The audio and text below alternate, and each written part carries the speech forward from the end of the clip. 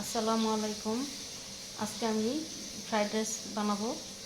শীতের দিনে বিভিন্ন ধরনের সবজি দিয়ে ফ্রাইড রাইস খেতে খুবই ভালো লাগে। ফ্রাইড রাইসটা কীভাবে তৈরি করি আমার সাথে থাকবেন, দেখবেন।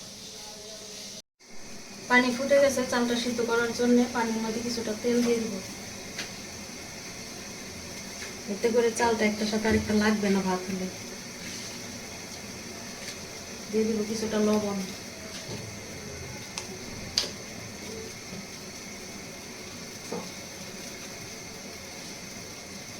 এখন আমি ভিজিয়ে রাখা চালটা দিয়ে দিব।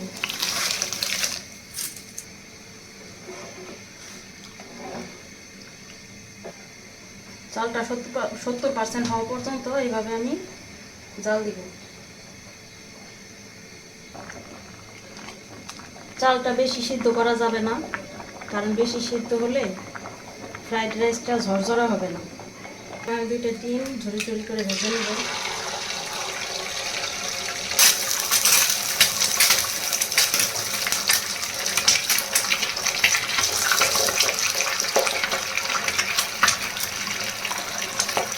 সামান্য লবণ দিব। ডিম ভাজা হয়ে গেছে, এখন ওটা তুলে নেব।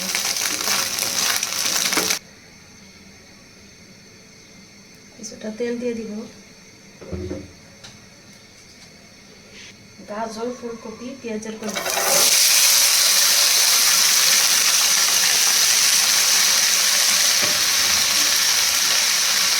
কিছুটা লবণ দিব।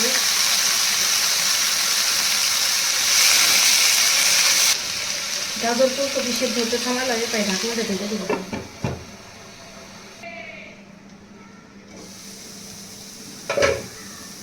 ঢাকনাটা খুলে দেখব। গাজর ফুলকপি কিছুটা সেদ্ধ হয়ে গেছে। এখন আমি দিয়ে দিব ক্যাপসিকাম আর বাঁধাকপি। সাথে দিয়ে দিব মটরশুঁটি।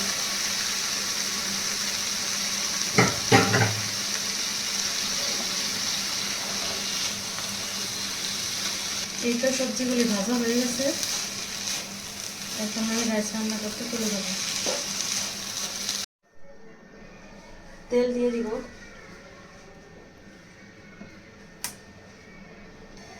প্রথমে তেলের মধ্যে চিকেনটা দিয়ে ভেজে নিব।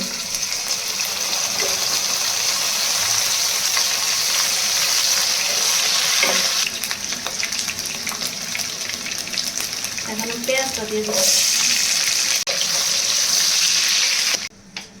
পেঁয়াজটা আমি বেশি ভাজবো না। এখন আমি দিয়ে দিব রাইসটা।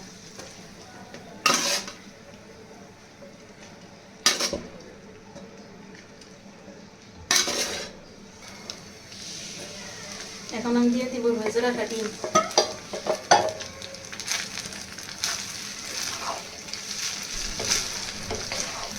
দিয়ে দিব ভেজে রাখা সবজি।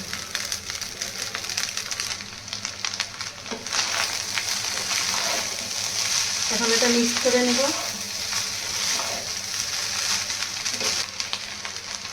সব কিছুতে লবণ দেওয়া আছে, তাই সামান্য লবণ দিব। দিব সয়া সস, দিব সামান্য টেস্টিং সল্ট।